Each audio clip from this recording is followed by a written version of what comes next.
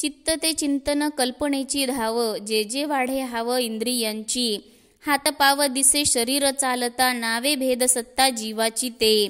रवीची ये अंगी प्रकाशक सकळा, वचने निराळा भेद दिला. तुका म्हणे माप वचनाच्या अंगी, सौख्य काय रंगी निवडावे. इंद्रियांचे जेणे हाव वाढते ते म्हणजे कल्पना करून चिंतन करणे, तेच चित्त आहे.